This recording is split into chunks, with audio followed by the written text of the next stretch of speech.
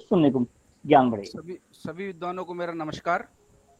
सबसे पहले तो मैं अपने आप को ये मानता हूँ कि आपने मुझे अवसर दिया। ये मेरा बड़ा सौभाग्य है, इतने विज्ञान विद्वानों का दर्शन करने का मुझे लाभ मिला। और कल मैं किसी कारणवश सुन नहीं पाया, इसे मैं दुर्भाग्य कहूंगा। सभी विद्वानों ने बहुत अच्छी चर्चाएं की है, जैसे यहाँ मौजूद विद्वान दिखाई दे रहे हैं मुझे, अपने अपने क्षेत्र के बड़े धुरंधर है, अच्छी चर्चा की है, ऐसा मैं मानता हूँ। केतु के बारे में मुझे बोलने का अवसर मिला है, तो उसके बारे में थोड़ी सी चर्चा करना चाहूंगा। सबसे पहले तो मैं ये निवेदन करना चाहता हूँ कि जैमिनी ज्योतिष में जो वृश्चिक राशि है वो केतु को अलॉट की गई है। जैमिनी ज्योतिष में केतु को अलॉट की गई है वृश्चिक राशि, और मूल त्रिकोण राशि जो है वो मीन राशि पड़ती है।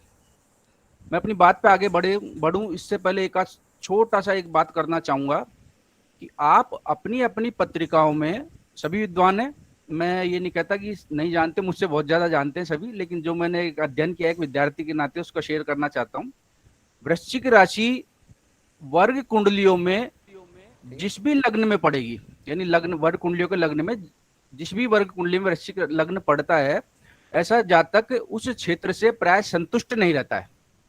यदि लग्न में वृश्चिक राशि पड़ी तो उसको जातक को अपने आप से संतुष्टि नहीं मिलेगी। दशमांश के लग्न में वृश्चिक राशि पड़ी तो जातक कार्य क्षेत्र में अपने आप को कभी संतुष्ट नहीं समझेगा।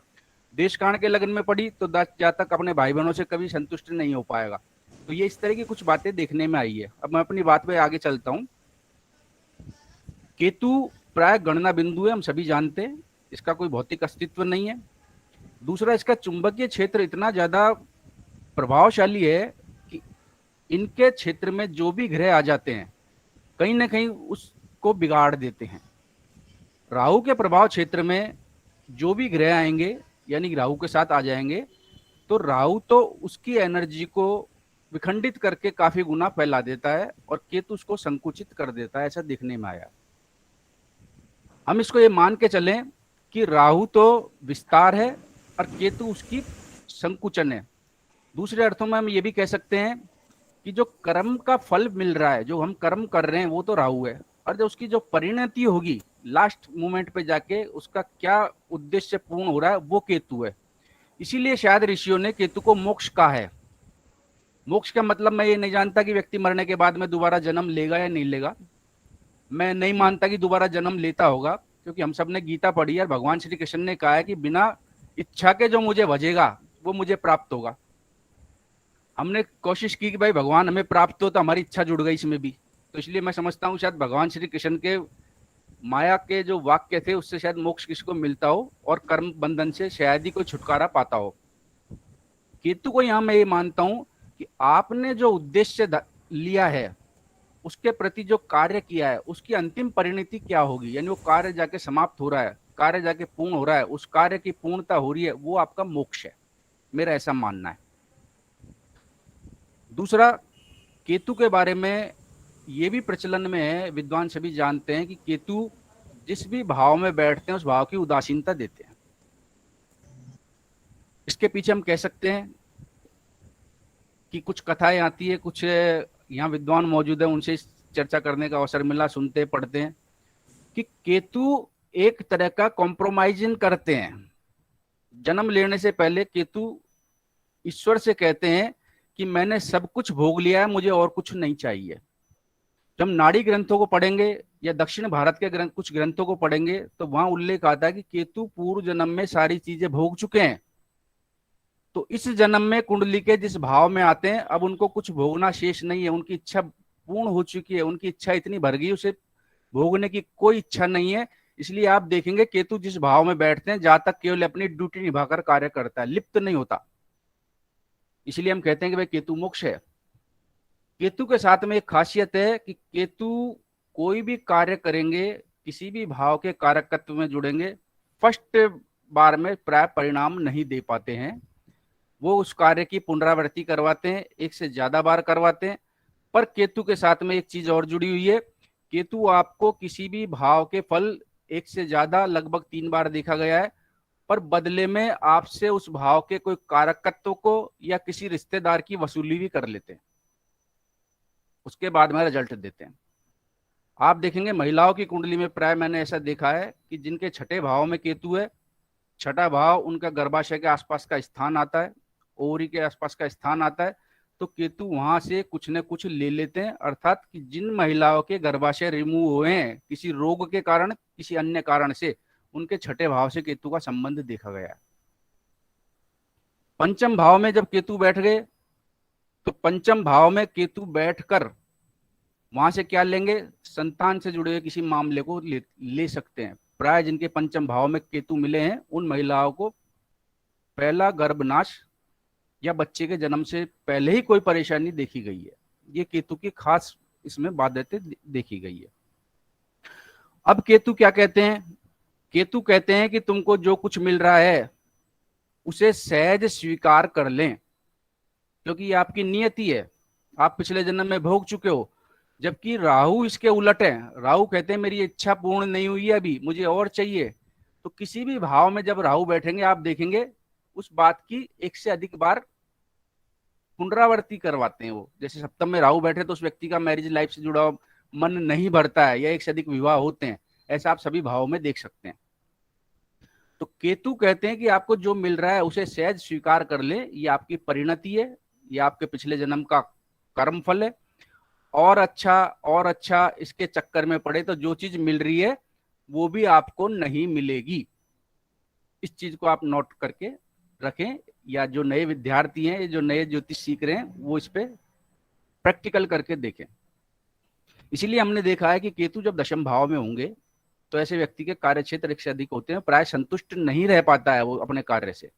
सेकंड हाउस में केतु है तो भी वो संतुष्ट नहीं रह पाता है कुटुंब से। केतु की खास जो बात देखने में आई है वो ये आई है कि जातक का परिश्रम का फल वो स्वयं नहीं भोगता, दूसरे भोगते हैं। दशम भाव में कर्म करेगा तो उसको जो प्रतिष्ठा मिलनी चाहिए कर्म के परिश्रम के उपरांत वो उसको नहीं मिलती, उसका क्रेडिट और कोई ले जाएगा। 11th हाउस में केतु रहे तो पैसा कमाएगा लेकिन उस पैसे का उपभोग प्राय दूसरे करते हैं, जातक स्वयं नहीं कर पाता है। ये किसी भी भाव से अपन जोड़ के देख लें, इस चीज के रिजल्ट हमको बराबर बराबर मिलते हैं। अब केतु के बारे में मैं ये चर्चा नहीं कर रहा कि वे किस भाव में बैठेंगे तो क्या रिजल्ट देंगे, सभी विद्वान इस चीज को कर चुके हैं। मैं कुछ वो बातें शेयर करना चाह रहा हूं जो मैंने अलग से देखी है। केतु को हम एक ऐसा बोल सकते हैं कि हमारे कर्मों का कंट्रोलर प्लेनेट है। प्लेनेट का नाम हमने ज्योतिष में केतु को दिया है, जबकि दिखते नहीं है ये, पर ये हमारे कर्मों का कंट्रोलर है। कैसे कि जब आप कुंडली का अभ्यास करेंगे तो आप देखेंगे केतु जिस राशि में बैठे हैं उसके स्वामी यानी डिस्पोजिटर, उसका जीवन में बहुत बड़ा हस्तक्षेप हो जाता है। तो चाहे केतु किसी भी भाव में बैठे, उसका जो स्वामी है उसकी दशा अंतरदशा किसी भी जातक की लाइफ में आती है तो बहुत बड़ा कंट्रोलर का कार्य करती है, वो लाइफ को बदल भी देती है कभी कभी एकदम से। आपने देखा होगा ना, जैसे हम पढ़ते हैं कि कोई एकदम से आपराधिक प्रवृत्ति का व्यक्ति था, बहुत संत प्रकृति का व्यक्ति बन गया, या कल तक जो संत प्रकृति की में उसमें गिनती आती थी, कोई ऐसी घटना घटी कि अपराध के क्षेत्र में उतर गया। तो ये केतु के जो कंट्रोलर प्लेनेट है, राहु केतु के जो कंट्रोलर है, यानी जिसकी राशि में बैठे हैं, वो स्वामी ग्रह जीवन में बहुत बड़ी भूमिका निभाते हैं। इसको हम बराबर बराबर देखने में हमको मिल रहा है। अब यदि हम बात करेंगे कर्म विपाक संहिता की या अन्य ग्रंथों की, क्योंकि राहु केतु कार्मिक कंट्रोलर प्लेनेट कहलाते हैं, ये सभी विद्वान जानते हैं जिन्होंने राहु केतु के बारे में बहुत अच्छे अध्ययन किया है। केतु त्रिकोण या त्रिकोण के स्वामी से जब कभी भी संबंध कर ले, ऐसा व्यक्ति ज्योतिष हो या न हो, कभी उसने ज्योतिष पढ़ी या न पढ़ी हो, जाने अनजाने में वो कहीं न कहीं चीजों से संलग्न हो जाता है। सामान्य अर्थों में हमें कहें कि केतु का संबंध त्रिकोण से हो जाए तो जन्मजात ज्योतिष बन जाता है, ऐसा प्राय देखने में आया। ज्योतिषियों की कुंडली में तो ये योग प्राय मिलता ही मिलता है। और केतु बिल्कुल चुपचाप रहकर अपना कार्य करने की या अपने कार्य में संलग्न रहते हैं, बिना कोई शोर शराबा किए हुए अपना कार्य करते रहते हैं। परंतु जब अति हो जाती है, आवश्यकता पड़ती है, तो केतु वो ग्रह है कि बिना लाग लपेट के सत्य को सत्य ही कहेंगे। जिसमें हम कहते हैं ना, कोई व्यक्ति किसी के बारे में अंधे को अंधा कहते नहीं झिझकता, या काणे को काना कहता नहीं झिझकता। यानी 99 अच्छाइयां, उसकी 99 अच्छाइयां, 99 अच्छाइयां केवल एक 100वें सत्य से धुल जाती है। केतु के बारे में बिल्कुल खास स्पष्ट देखा है, खासकर सेकंड हाउस के केतु के बारे में। सेकंड हाउस वाणी का स्थान है। हम जानते हैं कि वैसा व्यक्ति चलाकर किसी से कुछ नहीं करता, लेकिन जब बोलता है तो पूरे खानदान की कुंडली मिनटों में खोल देता है। ये केतु के बारे में देखा गया है, वो बुरा माने चाहे भला माने। अब 2-4 लाइन में मैं अपनी छोटी छोटी सी और बातें करूंगा, क्योंकि केतु जिस भी ग्रह के साथ में बैठते हैं उसके फलों की अंतिम परिणति तक उसको पहुंचाने की क्षमता रखते हैं। इसको एक सामान्य उदाहरण दूं कि राहु तो संसार में लेके आते हैं, सांसारिकता में उलझाते हैं, मोह माया बंधन में या माया जाल में उलझाते हैं, और केतु उससे मुक्त कराने का प्रयास करते हैं। इसको हम ये कह सकते हैं कि जैसे कि भंवर तो वो चीज है, समुद्र में जब भंवर आते हैं कोई भी चीज है उसको अंदर ले जाएगा, उलझा देगा, और केतु वो चीज है कि उस भंवर में से निकाल कर बाहर फेंक देता है। तो ये हमारे को ऐसा देखने में इसमें बराबर बराबर मिला है। अब केतु जिस भी ग्रह के साथ में बैठेंगे उसकी परिणति को अंतिम स्थिति तक पहुंचा देते हैं। जैसे सूर्य पे पहुंचे, सूर्य के साथ में केतु का संबंध जुड़ा या सूर्य के साथ में बैठे, तो सूर्य के जो नैसर्गिक कारक हैं वो प्रशासन, नेतृत्व या राजाशाही, जो भी गुण है, अब केतु उसकी परिणति को इस आधार पर पहुंचा देते हैं कि ऐसा व्यक्ति बिना किसी लोभ लालच के, लाग लपेट के अपना पूर्ण तरह से निर्णय सत्य सुनाते हैं। चाहे उसकी किसी से दुश्मनी भी है, निर्णय की बात आएगी तो दुश्मन के पक्ष में ही जाएगा यदि दुश्मन सत्य है तो। ये सूर्य के साथ में देखे गए हैं। लेकिन अब केतु के साथ में क्या स्थिति है, केतु फल देते हैं तो कुछ ना कुछ वसूल भी करेंगे। तो ऐसे जातक को अपनी संतान या अपने पिता से संबंधों में कुछ कमी आ सकती है, या उनके सुख में कमी आए, या थोड़ी सी दूरी बन जाए, इस तरह की बातें देखने में आई है। अब चंद्रमा के साथ जब केतु का संबंध जुड़ता है तो चंद्रमा हमारा मन है, तो मन को वो पूर्ण ऊंचाइयों तक पहुंचाने का प्रयास करते हैं। ऐसी स्थिति में ले जाकर छोड़ते हैं जहां व्यक्ति को लगेगा कि यह मोक्ष है।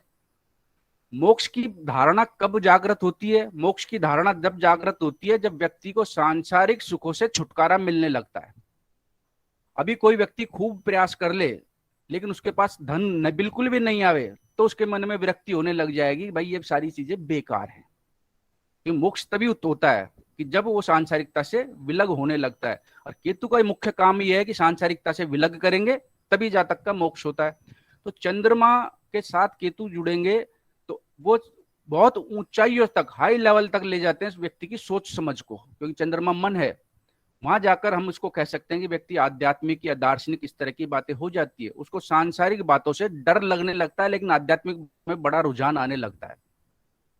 शास्त्रों में इसी योग को प्रेत योग भी कह दिया गया है, या पैशाच योग कह दिया गया है, क्योंकि जब सामान्य से हटके जनमानस की जो सामान्य पुरुष है, व्यक्ति हैं, उनसे हटकर जब व्यक्ति बात करेगा, अध्यात्म की बात करेगा, तो हम कहते हैं कि पागल हो गया व्यक्ति, जबकि उसका सोचने समझने का लेवल बड़ा ऊंचाइयों तक पहुंच रहा है। वो केतु की वजह से पहुंच रहा है, क्योंकि अध्यात्म के प्लेनेट है। अब केतु का मैं संक्षिप्त में थोड़ी थोड़ी चर्चा कर रहा हूं, समझ क्षमा करना कि कुछ थोड़ी सी त्रुटि हो, बिल्कुल। अब केतु का जब मंगल से संबंध देखा गया है तो ये व्यक्ति बहुत अच्छे समालोचक हो जाते हैं, अच्छे तार्किक हो जाते हैं, व्यर्थ कुतर्क नहीं करते हैं, किसी से अनावश्यक पंगा नहीं लेते। पंगा सामान्य शब्द मैंने यूज कर लिया, किसी से पंगा नहीं लेते। लेकिन जब अपनी पर आते हैं तो उस व्यक्ति को तुरंत प्रत्युत्तर देने की क्षमता भी रखते हैं। प्रत्युत्तर प्राणियों में केवल 2 जीव ही देते देखे गए हैं, एक तो सर्प और एक बिच्छू, क्योंकि ये तुरंत रिएक्शन करते हैं हाथों हाथ। आप इनकी पूंछ पे पैर रखो, तुरंत फुकवार मारेंगे। बिच्छू के तुरंत पैर पे, बिच्छू के तुरंत टच करो, तुरंत डंक मारने का प्रयास करेगा, तो तुरंत प्रत्युत्तर देने वाले हैं। तो केतु और मंगल दोनों जन्मजात लड़ाके हैं, दोनों की एक ही नेचर है, दोनों की एक ही प्रकृति है, दोनों की एक ही राशि है। तो जब ये अपनी पे आते हैं तो सामने वाले का तुरंत प्रत्युत्तर देते हैं, बिना ये सोचे कि बाद में मेरा क्या होगा। इससे उनको कोई मतलब नहीं है ना। अब केतु जब बुध के साथ आते हैं तो ऐसा व्यक्ति अपनी बात बोलकर नहीं कह पाता है, ऐसा व्यक्ति लिखकर, प्लानिंग कर कर ये सारी बातें कहता है। उसका सोचने का लेवल, उसका प्रेजेंटेशन बहुत शानदार तरीके का हो जाता है। पर्दे के पीछे रहकर काम करना या कम्युनिकेशन किसी से कैसे स्थापित करना है, ये सारा का सारा बुध के साथ मिलकर केतु देते हैं। अब हम बात करेंगे गुरु से केतु का संबंध। तो सभी विद्वान जानते हैं कि ये तो अपने आप में अध्यात्म का बहुत बड़ा शानदार अच्छा योग है और ज्योतिष का भी अच्छा योग है। ऐसे व्यक्ति शानदार किस्म के सलाहकार हो जाते हैं। इसको हम ये कह सकते हैं कि उनके मस्तिष्क के या सोचने समझने बुद्धि के तार भगवान से स्वतः ही जुड़ जाते हैं। वो किसी भी मंच पे आप उनको खड़ा कर दो, कोई भी सब्जेक्ट चल रहा होगा, कहीं ना कहीं आपको इस तरह की बातें लेकर आएंगे जैसे उन्होंने उसके ऊपर बहुत बड़ा अभ्यास और रिसर्च किया है। पर यहाँ अब केतु क्या करेंगे, खासकर यदि महिलाओं की कुंडली है तो उसमें पति का सुख बाधित करने लग जाएंगे। ये बराबर देखने में आया, क्योंकि इस चीज को सभी विद्वान जानते हैं, किसी भी ग्रह से उसके कारकों में से आप कोई चीज लेते हैं, जरूरत से ज्यादा लेते हैं, तो उसके दूसरे क्षेत्र में कमी आने लग जाती है। मैं क्षमा चाहूंगा महिलाओं से, आप देखेंगे जो अच्छी नामी प्रसिद्ध एस्ट्रोलॉजर हैं, कहीं ना कहीं उनका वैवाहिक सुख या संतान सुख बाधित है। क्यों? क्योंकि उन्होंने गुरु से ज्ञान भरपूर ले लिया, तो गुरु की दूसरे सेक्टर पति सुख या संतान सुख में कहीं ना कहीं कुछ कमी आने लग गई। सभी ज्योतिषियों के साथ में है, मैं महिलाओं को इसमें नहीं जोड़ रहा। पुरुष ज्योतिष भी हैं तो कहीं ना कहीं उनकी पारिवारिक जीवन संतान से जुड़े मामले परेशान है। मेरे पास 50 अच्छे फेमस एस्ट्रोलॉजरों के उदाहरण है जिन संतान से सुख संबंधी कोई ना कोई चिंता पीड़ा है।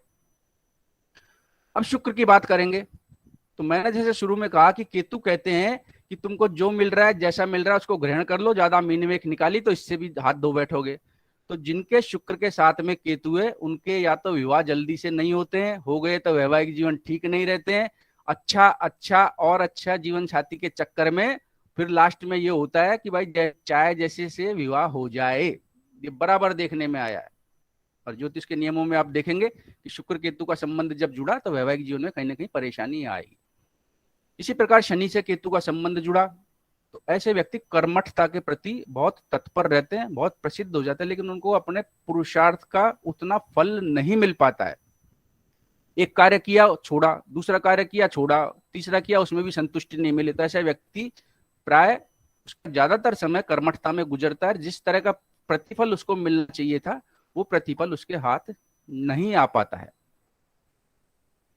इन सूत्रों के अलावा एक छोटी सी बात और करना चाहूंगा कि केतु का संबंध प्राय जब चौथे घर से जुड़ता है तो ये देखा गया है, ये आप जैसे विद्वानों की चर्चा करता हूँ, देखा गया है कि ऐसे व्यक्ति प्राय 3 मंजिल वाले मकान में रहते हैं। ऐसा बराबर बराबर देखने में आया है, या मकान 3 मंजिल का हो सकता है उनका, इस तरह की बातें देखने में आई है। दूसरा, केतु प्रॉपर्टी बनाने की तरफ अग्रसर नहीं होते। यदि चौथे में राहु होते हैं, चतुर्थ के साथ राहु का संबंध जुड़ता है, तो ऐसा व्यक्ति एक प्रॉपर्टी होने के बाद दूसरी प्रॉपर्टी, दूसरे के बाद तीसरी की इच्छा करता है। लेकिन केतु को प्रॉपर्टी की इच्छा नहीं है, उसके पास जो प्रॉपर्टी है वो उसको भी इजीली निकाल सकते हैं, क्योंकि केतु मोह माया नहीं है। तो मैंने एक संक्षिप्त रूप में अपनी कुछ बात करने का प्रयास किया, थोड़ा सा हो सकता है समय ज्यादा लग गया हो।